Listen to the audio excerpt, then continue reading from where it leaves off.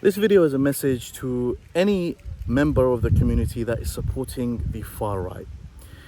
Recently, we saw the brutal killing of these three innocent children in Southport. And I just want to begin this video off by mentioning that as a Muslim and as a human being, my heart goes out and my sympathies go out to those families that have lost their children in such a tragic event.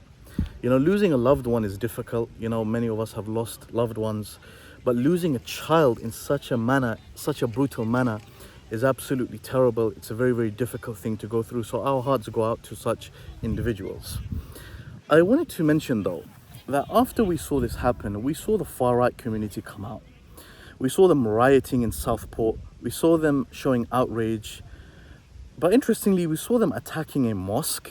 We saw them blaming Muslims for this event because they, for some reason, they assumed that a Muslim carried out this attack.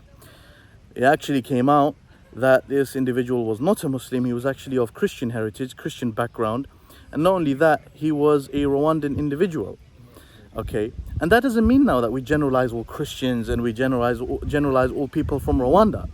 So this type of far-right narrative is grounded in ignorance and misinformation. That's a first. Secondly, though, there's an important point that I wanted to mention. What did Muslims have to do with this attack? They had nothing to do with this attack. And yet these individuals went and attacked an innocent mosque that was subjected to such violence and rioting for no reason. Secondly, and this is a very, very important point, these individuals now, these far-right hooligans, these far-right thugs, many of them who seem to show a very low level of IQ, and many of them who seem to be followers of this individual, Tommy Robinson, who himself probably has a questionable IQ level. These individuals, they showed outrage at the killing of these three children. Rightly so. You know, we are all outraged at this, and it's a terrible thing to go through. However, the way in which they showed their outrage was absolutely disgusting and terrible. Not only that, it seems that they have a selective outrage. Why? If you go to one of their rallies, or if you see one of the videos from one of their rallies, you will see that these individuals are carrying the Israeli flag.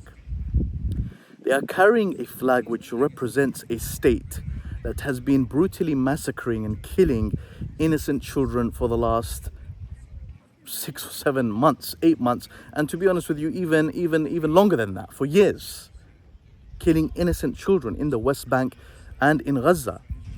Now, why the selective outrage?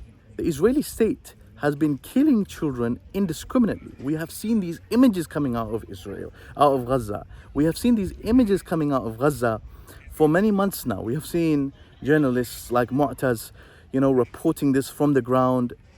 And these images, anyone who is a human being, anyone who has any level of humanity inside him, will be shaken to the core by these images. Just as we were shaken by this news coming out of Southport, just as rightly so, we should be absolutely shaken by this news.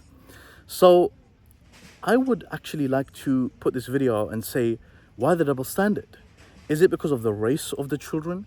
Is it because you have completely dehumanized Muslims in your mind?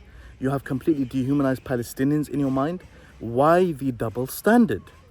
And this shows a deeper, darker thing in many of these individuals, that they will use such an event to forward their political agendas when, turning a blind eye to the fact that they are actually supporting a state that has been carrying out, if not the same things, worse things on a daily basis on the Gaza Strip.